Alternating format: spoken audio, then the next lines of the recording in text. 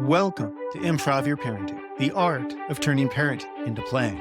Today we're joined by Jessica Key. Jessica originates from the suburbs of Chicago and received her BA in acting and directing from DePaul University. She moved to Ireland in 2010, where she completed a master's in philosophy in theater and performance from Trinity College. And it was here that she really solidified her love of improvised theater and comedy. Jessica performs with Dublin-based ensemble Tiny and with the improv duo The Justices. And she runs an annual festival retreat called Gather Improv. Jessica lives in Kildare with her husband and a young daughter for whom improv is the best resource. So Jess, thanks so much for joining today. Thank you so much for having me. I think this is our 5th time officially. Yes, it is. We have tried so hard to make so this many work. times. Gosh, I hope this is a very interesting podcast. I hope will this be. is. I have faith. Is it improvised if we do it 5 times? If we rehearse it 5 times? I think it's about the skills you use, not what actually comes out. So, yeah. Get that tattooed. Right. So, speaking of improv, how do you interact with kids, and what role does improv play in those interactions? My biggest interaction with children is with my own child, who will be 5 in March, and that sentence blows my mind. And I have also begun working at her school, so I'm interacting with children on a daily basis, and I'm coming to you live from the office at her school. Wow, that's cool. Yeah. So you are surrounded by kids, a good chunk of your day then, it sounds like. How does improv play in those interactions with all these kids in your life, particularly your daughter? Yeah, I mean, I think the big one is my daily interactions with my daughter. And I would say the majority of our time together is in imagination play. Yeah. And indeed, she goes to a Waldorf school, which is like, as part of its core curriculum is the fostering of imagination. So I feel like it goes hand in hand super, super well. Mm-hmm. We are basically, I'm teaching her character work from a very age. It's like her own personal groundlings. Yeah, well, it's my daily two-prov, you know. So tell me about that. What does that look like? How does that show up? The first thing that comes to mind is Paddington Bear. We have a Paddington. I am Paddington. And it's actually been really interesting. What's been coming up a lot is it's becoming a bit of play therapy, actually. She's reenacting situations that have happened at school with Paddington. And so Paddington has become this very important figurehead in our family for her to process stuff, which was an unexpected. I mean, I know that these things happen and, like, you know, you read things like, you know, play is so important for a child to process. But when you're confronted with like the actual situation that happened at school, she doesn't want to talk to mommy about it. She wants to tell Paddington what happened. I'm seeing it a lot in the names that she chooses for characters as well. She's calling into mind like her cousins a lot, and like some familial names, like middle names, and just really interesting kind of like her main character is her cousin's name. And yeah. Does she do that then as herself or as that cousin's name as a character? So somebody who's familiar but far enough away. She's not doing it as her cousin. Like, she's not portraying her cousin, to my knowledge, but she's using the name of her cousin to be a certain type of character, you know, to be to be this person, which is very closely like resembling herself. And then sometimes she's also in like the Spider-Man universe. Yeah, so that creates a little bit of distance, but yet still keeps it based on her experience and her personality. Yes, yeah, she's still very much her, but it's, the familiarity has been really important to her to call into play. And so how do you then play your part in that process, that experience for her? It's like a mixture of trying to be a good therapist, you know, to ask leading questions and to also offer the right balance of like silliness to the situation. Mm-hmm. Because she wants to be in that world because it's fun and silly and like she's talking to a stuffed bear. But I also want the learning to be solid advice. I want Paddington to give solid advice. He's a good bear, all things considered, he's a pretty okay guy.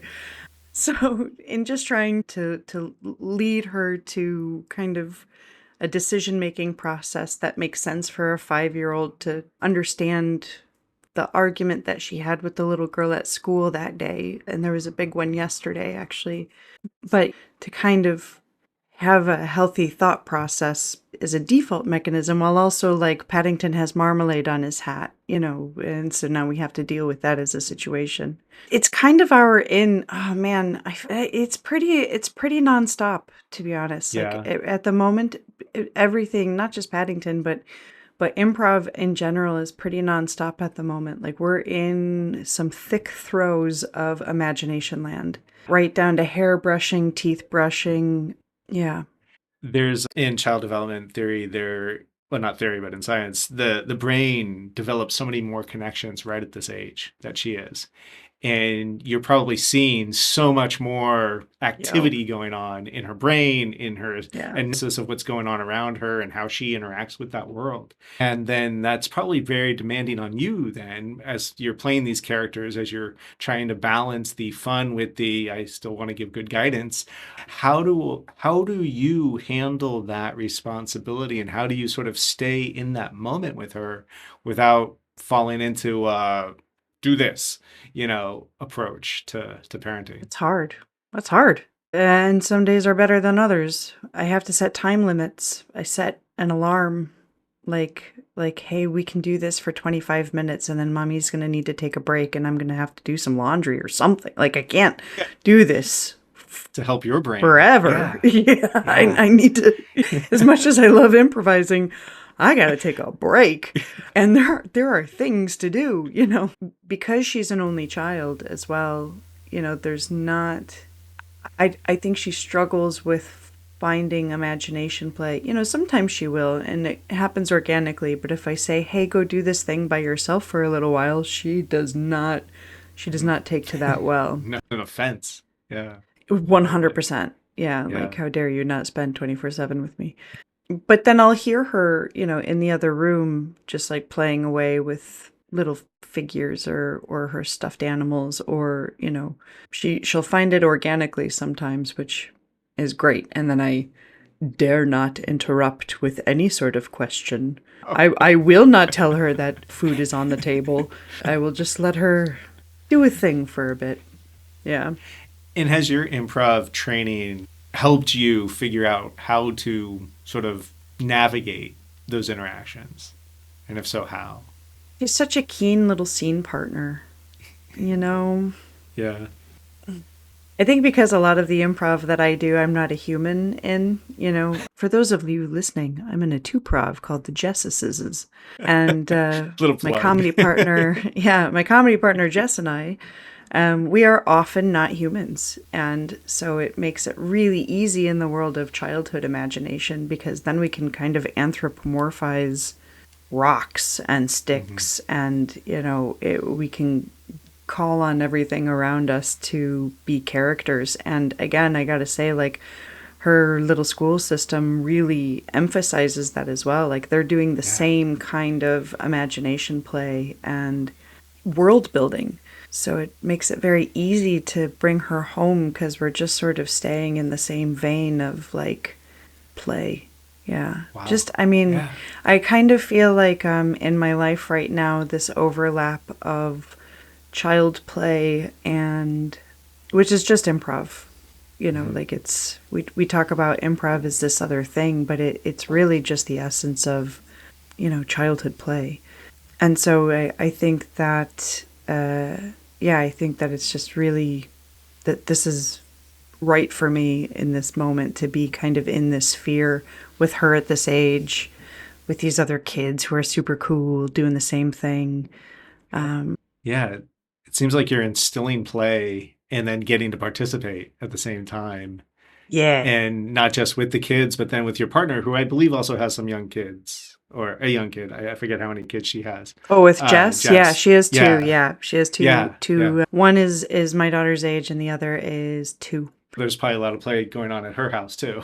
Oh, I don't know how parents parent without an improv background. Like, I guess my own parents didn't, and they were pretty fun sometimes. My mom was pretty good at ye old imagination. Tell me about that experience. What was your experience as a child in terms of playing with your parents? Yeah, I mean, I was an only child for almost 8 years until my sister was born. And so there was a lot of, and I do think that we're of the generation where, parents didn't sit with their children to do imagination play for an extended period of time. I think my parents did their best, but there's only so many times you can play Barbies. And I distinctly remember sitting underneath the dining room table, like just for 4 people, a wooden table, and the table legs were friends. And so doing the voices of the table legs of whatever they were going through that day. One of them had to go somewhere, which of course can't happen because they're table legs. But I mean, I think all children are really, they all really have the stuff of imagination, but maybe some kids are more, we talk about right brain, left brain, and I don't know much about that, but you know how some kids are like geared for engineering, like engineering imagination. I wasn't an engineering imagination kind of kid. I was more of like the wispy woo-woo imagination kid. I think that's You the can make up great stories and scientific have term. personality of all the characters and all that stuff. Yeah. Yeah, Yeah. very storybook land imagination. So, I eventually went to do theater like in college because I think that was just where I was my super happiest was playing other things, playing imagination land. Even if the play is, a tragedy, it's still really fun to play in imagination land and really fun to explore those things as much as like the whimsical fairy tale stuff. I like both. And it I seems don't like your really daughter do the does as well. tragedy. Yeah, she can do the tragedy. I can't really do the tragedy with her. She can do the tragedy, and I'll come with her on that ride. But yeah, I think for me it was always just sort of like who I was, and my parents were pretty good at supporting that track, and yeah, super fond memories with my mom specifically of like puppets, Yeah. puppet theaters and crafts. You can turn anything into a character with a little bit of clever crafting. Yeah. And you do that with your daughter too, right? You and your husband actually do that with your daughter, from what I understand. The little Goats, yeah. the finger people and the Oh yeah. So yeah, we do like the the little finger people. They're the finger dudes. Yeah, they're the finger dudes. And it's great as well because it's a really easy distraction. It's a whole new character to tell her to go brush her teeth. The finger dude needs you to brush your teeth. And before bed, we have Push Down Salon where we have to like brush her hair and brush her teeth. So she comes to Push Down Salon, which is owned by Fernando, which is me. And Pedro is my husband. And our daughter will come in and we'll have to pretend that she is a demon monster in floral pajamas until she shows us her belly button. And then we realize that, oh, it was her the whole time. And then we do this every night. It's glorious. And then she comes up on our bed. And then I have to push her down a few times because it's Push Down Salon. Before we brush hair and teeth, Fernando has an accent that I won't do here because it's somewhere between Spanish and Russian, and I don't really want to offend anybody. And so, yeah. Oh man, actually, in talking about it, I'm so tired. But it sounds like a wonderful interaction that you have before she's kind of off for the night. And you're off for the night too. So. Yeah. And I think that there's such importance for everybody at every age to go to bed with a head that is happy. It's so important. I don't want the last thing that happens is for 2 frustrated parents. And it happens, like, of course it does, because we're human beings. And, like, it can be super frustrating. Like, please, when you're just get ready for fucking bed, like, just do the thing. No, I'm not going to push you down anymore. Push Down Salon is now closed. Fernando has found a new job. So, there's a lot of, we still have our frustrated moments, but I think we're doing our best so that she goes to bed happy and wakes up happy and full of possibility, I guess, full of wonder. Tell me about that frustration and tell me how you handle frustration, aggravation, any kind of like, this isn't working experiences, which every parent is going to go through way too much. Yeah, I'm not proud of myself a lot of times, I do my best to fill her in on what's about to happen next before the thing happens. Mm-hmm. And I know that she doesn't have any concept of what 5 minutes is.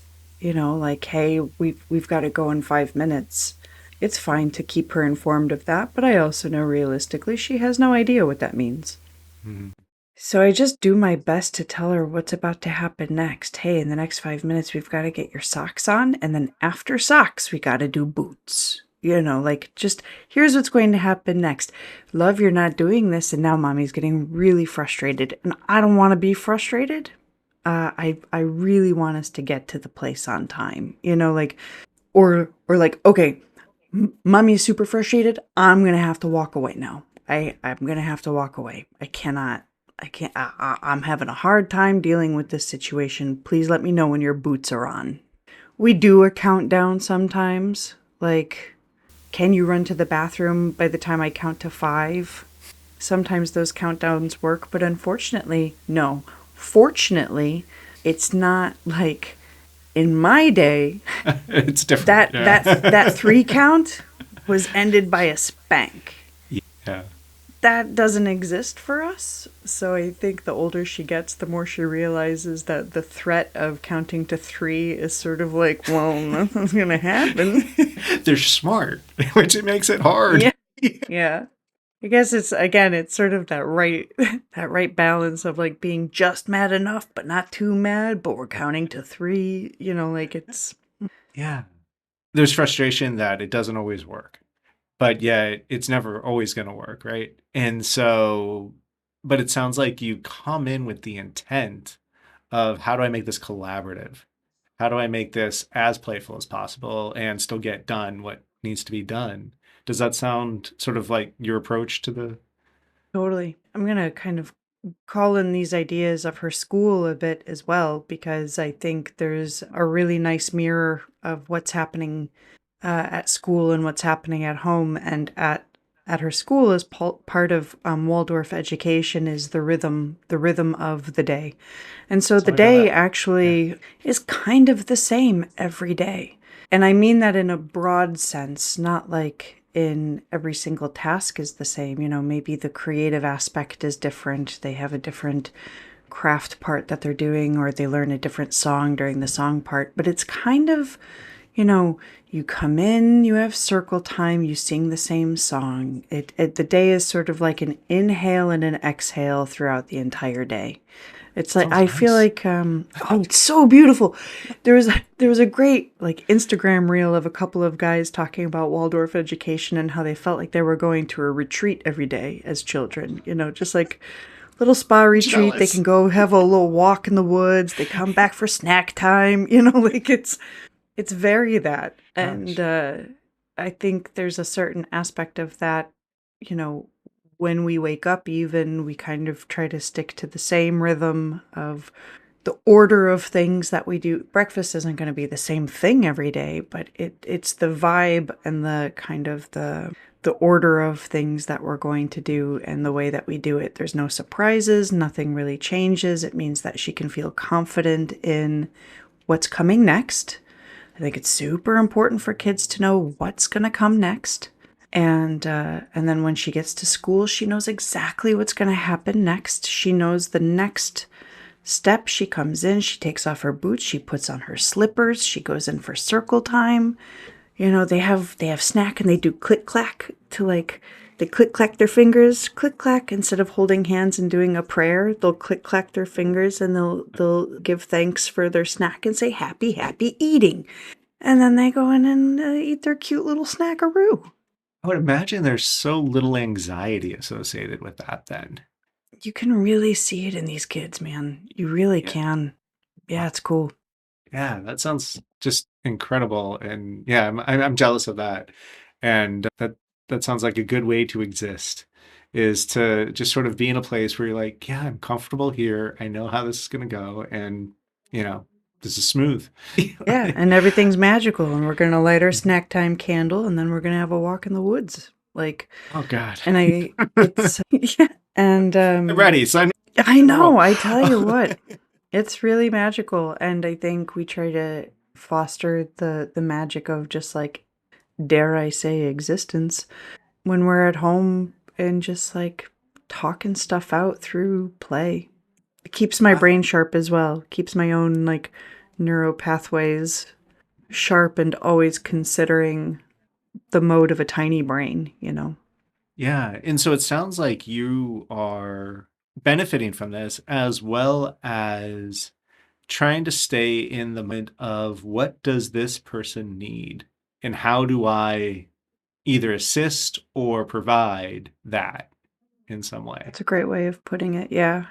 That's a Yeah. great way of putting it. I think that's what we do in every scene as improvisers, though, right? Like, Yes. if you see good improv, if you see like a TJ and Dave, and you're watching two people exist in space and time, and they are always considering the other in, you know, what does my scene partner need? What am I contributing? What does my scene partner need? Like tough improv, if you're watching tough improv, is when people aren't really liking each other, or Yeah. the negation is strong. I also think it's just really nice to be a human and to exist in space of being like, oh, what does this person need, without sacrificing myself in the moment, you know. And it sounds like you often, and of course you can't always find that balance, because you mentioned on occasion walking away and being like, let me know when you got your shoes on, because I can't provide anymore in this moment. Yep. And so yeah, you're making your partner look good, and you're sort of protecting yourself when you need to. It sounds like, and every day, every moment, every scene is going to require a different balance level there. And so you're trying to figure out and stay in tune with where is that where is that balance line. Tell me a little bit about how maybe the parenting is enabling you to be the better improviser, because you had mentioned the justices and about staying sharp. So to flip it and say, how is parenting then kind of feeding the improv? In many ways, it has simplified my improv, because the stories that I tell are more simple, perhaps now, like the daily stories that I tell are more simple. So I think that yeah, I think a lot of my characters are a lot of simple characters. You would do with your daughter. Yeah. And with Jess. Well, yeah. Yeah, they're not complex people. They like what they like, and just trying to figure it out like the rest of us. Yeah. I also feel, though, I guess in that question I'm also reflecting on the past several shows that Jess and I have had over a couple of months. We don't get to perform super often because we live about 2.5 hours apart, and we both have young kids. But we have done a few shows over the past few months, and there have been a few in there that have been really hard. I've walked away from those shows feeling like it was not my best. There was a show in particular where I felt like I had an out-of-body experience on stage, where I had like an existential crisis on stage. And I've never experienced that before, I've been Yeah. doing theater for a long time and improv for a while as well, and like I've never been on stage and not recognized what the fuck I was doing. Oh, can I swear on this podcast? Of course. Well, you had Susan Messing on here, so Yeah. yeah. You're nowhere near where she was. And so I don't know, like I don't know if maybe somewhere in the I don't know what that was, and I don't know if that's actually related to the imagination play that I do with our daughter, but it certainly was a strange. I do feel like there's actually something there that I haven't thought about before of like, because I'm doing this really simple character-based play on a daily basis, and I'm not doing like, I guess, adult improv, whatever that means. Like, I'm not doing improv for adults on a regular basis, and then I'm going into shows after having been away from it for a little while, like how that's impacting. Food for thought. I'm going to think about that. Yeah. Yeah, because it sounds like you get to regularly play, but you're playing with a particular scene partner every day, who is your daughter. And then on occasion you get to play with Jess, hmm and she's a different partner. And that might require Yeah, she's a different physicist. elements. Yeah, exactly. So, it's probably a different set of scenes available to you. Yeah. In that transition, probably it sounds like sometimes it's harder than it is in other times to be able to switch between playing with those different partners. Yeah. Yeah, it is interesting actually because sometimes with my daughter, like we'll get kind of stuck in this rut. She'll want to play the same character over and over, or the same like okay, you're Paddington and I'm Millie, and this thing happens and this thing happens and this thing happens, and we will have played this out this exact same way for the past couple of days. And I don't want to play that again. I don't want to play. Can we? Yeah, it's hard. Can we just Yeah. play something else? Because I don't want to play it this way again. Yeah. And I think actually in that particular show I had with Jess, where I really kind of lost myself in the middle of a show. I think I think what I had fallen into actually were some character tropes that I go to as a default, as like a safety net. Yeah, and when you play the characters that you know work, but you've played them all already. You've played that version of them already. Then it doesn't there's no discovery. There's no, and without the discovery, it's hard to find joy as an improviser because we're in it for those spontaneous magic moments, these Yeah. ephemeral, like, "Whoa, we just created a thing. Ooh, we just discovered a thing."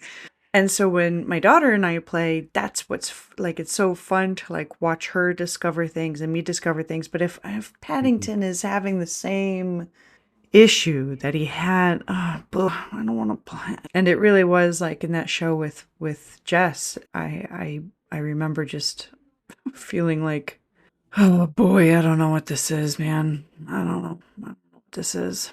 It sounds like oftentimes what I've noticed for my kids as well is they will do that very repetitive play because it's safe and they know what's going to happen, and that's what they need in that moment is just be like, I'm not in the discovery phase right now. I'm in the let's do something where I'm confident this is how it's going to turn out. And is it possible that you know she also needs to break out of that for herself? She's processing, but she's also looking for safety. Totally. I mean, probably almost certainly, like I'm sure. Yeah. Yeah, yeah. And I guess what's good about being an improviser and a parent in those moments is the I think we try to find ways to make it fun for ourselves, to Yes. be in that because, like all good improv, if the improvisers are having fun, then usually the audience can too. So, yes, I agree with you. And also, I need to make sure that I don't fall into boredom. And some of that comes into like, as parents, you can just be tired. Yeah. You could just be real tired and your own Totally. brain can't find the neural pathways or the synapses to even like think of something new yourself, but you don't want to do this one again. Yeah. But you want to honor Find your child and what they need, but also you're like, oh, yeah. Yeah. Finding the energy to maybe not even be creative, but to seize on whatever offers are there from her. hmm And oftentimes it's going to be the same offer because that's what she knows and that's what she'll default back to. And then, but there might be something, just like a little thing that you're like, oh, that's different. What can I do with that? And we could take it down this other path or something like that. I don't know if that's too much steering, but it's, do you ever find that, you know, you're just like, nope, I'm not going to play today. I'm not going to play right now. Yeah, you've talked about, go play with yourself, go play on your own for a bit. Do you ever feel guilty about that, or is that okay? 100%. I'm probably the worst mom. When you tell yourself that, no. I'm Yeah, probably but the worst parent that has ever existed. Absolutely. no. And so that's the thing is that, everyone's going to need that, right? And you were talking about when you're in the scene of being able to, wanting to have fun, wanting to be playful, and then the audience will come along with that. And it sounds like in the parenting experience, it's kind of the same way. It's like, if I can't be playful here, boy, this audience, who's the two of us, isn't going to enjoy this interaction. Yeah, it's fascinating because I've talked to a lot of parents in this space about that, and a lot of them share that feeling of, how do I tell you to go be on your own for a bit because I just don't have capacity right now, and yet not feel guilty for doing so, when in reality it's like that's all we can do to protect ourselves and them, right?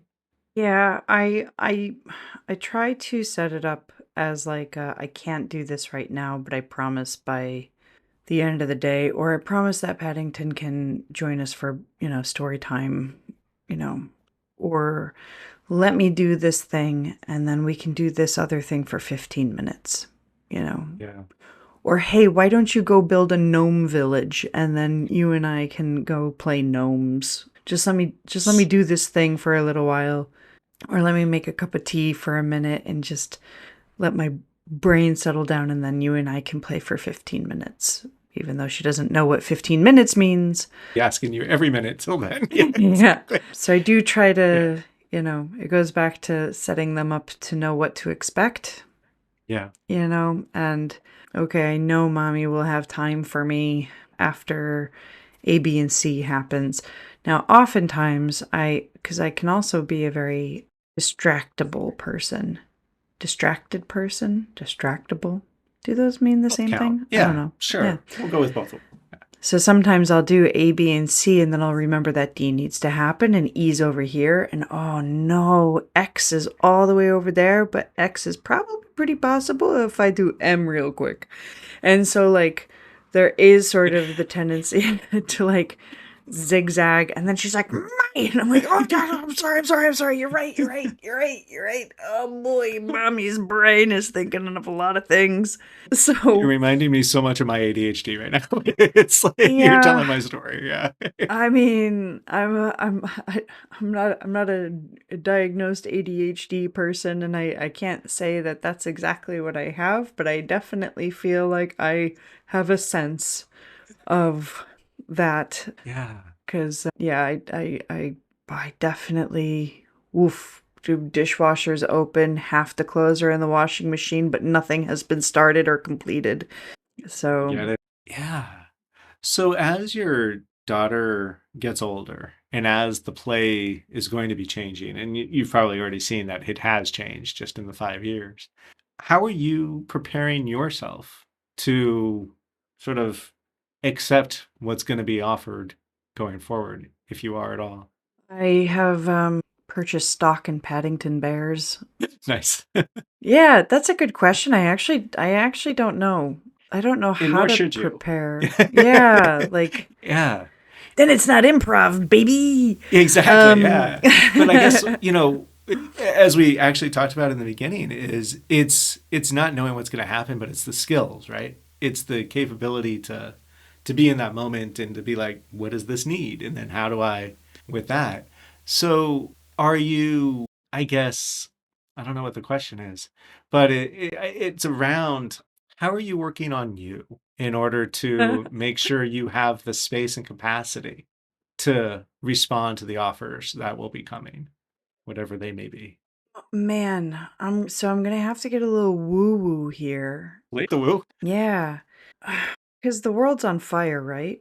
And we're two North Americans who are living in Ireland in the in the current safety of Ireland before Greenland turns into the United States of Greenland and the United Kingdom of the United States. And here we are in, a little blip in the ocean. And yeah, I'm feeling psychologically like super beaten down by the world at large, as I know a lot of people are. And it is right, I think, to feel that way. I feel as though improv is a spiritual experience. It is child's play. It is literally playing imagination land, usually with other grown-ass people. And if you can truly practice the act of like imagination land with a bunch of other like-minded imagination land people, there can be some really profound and beautiful moments and experiences that exist. And the same is true when I played with my kid. And because improv is imagination land, and because children are so close to the spirit world, in my opinion, they're so close to, they're experiencing things on a super different level. If you want to tune into them, if you can tune into how cool kids are. And so for me, and also having the opportunity to work in her school, which I think is super aligned with the spirit of the child. And there's I call it the great Venn diagram of my life right now.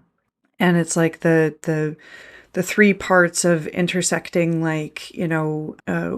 working with children, parenting, spirituality, what I call spirituality, and I get that, not everybody's on board with the woo, and that's fine.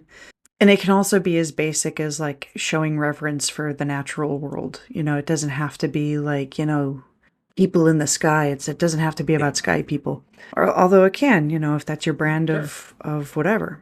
But there's the importance of, I think, the spiritual act of child's play and freedom of play, and so many people do not have this sense of freedom of self in play, and it means that there's a lot of possibility closed off, and it's not their fault. It's not necessarily anybody's fault. It's not necessarily the individual's fault that they can't access their creative side, or this the whimsy of life and existence.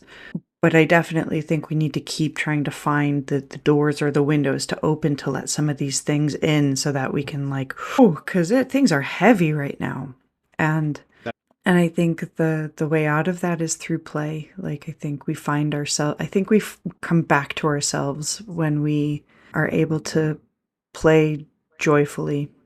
And so that's the goal and the mission moving forward, is to try to find opportunities to play joyfully for myself, for my kid, and to try to help inspire others to do that. It's really interesting being here at the school, because I think a lot of times the kids embody this so much, and I think a lot of the parents embody it for their children, but the parents with parents are not necessarily that. You're not there yet, yeah. Yeah. And so I think somewhere along the way, I'd really like to find a way to bring improv in, because it's really just what our kids are doing anyway. So how can we as parents play with each other the way that all of our children play together? And I think that if we can find more ways into that, then that's how communities build. And I think community is the there's a quote, community is the antithesis to fascism. And so we talk about improv because it's woo and child's play and yay, but also the essence of playing together is actually a community building situation. And I know that there's a lot of topics around what it takes to build a community, and often it's a few people taking the reins while a lot of people enjoy it. And there's a lot in that, but yeah, there's some beautiful stuff in that. And I love your idea of bringing together the parents of all these kids who get to play, and maybe offering them play too. And that support of each other in the community, and then sort of the vested interest in each other's success because of that support. That sounds really quite beautiful. It's have you been able to give that much thought, or is that sort of an idea that you've been developing as you've been talking about it? A lot of thoughts. I've had a lot of thoughts over the years, Jeremy. Good on you. Thank you so much. I've worked very hard to find them. I put most of mine aside. I mean, usually they go in a box and then I put them Yeah, away. exactly. I've been really inspired by the show Bluey, Yeah. and Bluey goes to a Waldorf school. And the parents of Bluey are just like in imagination land all the time. And I really like the idea of, creating some sort of, maybe not for the school, but just for parents at large, of like how to play like the parents in Bluey. Because I think a lot of parents they see that and they're like confronted with their inability. They think they have this inability to play with their kids that way. And so to find really easy little games inspired by the show that are familiar now because it's in like the sphere, the cultural sphere. So that finger dudes, right? Totally. Yeah. Super easy. Yeah. It's funny because that's my goal for this, but I'm doing it in the way I know how, which is a research-based, put out content type thing. Mm-hmm. But it's not get people in a room and actually do finger dudes or come up with creative methodologies. And it sounds like you have that ability to put it into the moment and to be able to offer that kind of stuff. I haven't yet. I haven't done these things. So right now they're just thoughts in a box. Maybe that's the name of my thoughts in a box. But yeah, there's definitely it's part of the great Venn diagram of my life right now of trying to figure out like where all of these things overlap, what brings me joy in all of this, and also might be helpful, Yeah, that'd be nice. Yeah. But I'm inspired by my kid first and foremost, and also like the incredible amount of joy that improv has brought to my life, and also how it has made me. It has been such a useful tool in just like being present with other people, and yeah, and just wanting the best for those in front of me, Yeah. And I could just imagine if everyone in the world had that, like, I want the best for everybody else. Or, if we could at least have most of us in the world have that. Yes, I do know. Right? Yes, Just I what a do beautiful know. world that would be. Oh Exactly. boy. Yeah. Right? Well, and if we can like, if we can create joy in our own little corners, then, we have a better chance of having that joy find other corners, And that's one of the things you do. You actually create joy with a lot of people because you put on an improv festival. I do. Yes, I do. Tell me about that.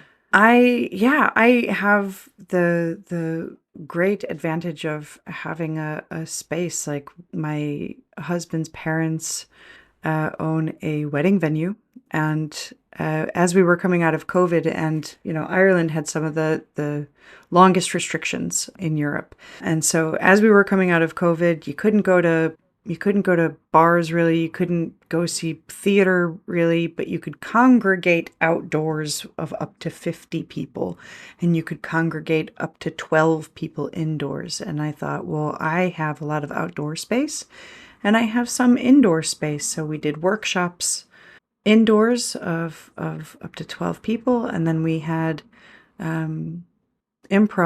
I think there were 45 of us the first year.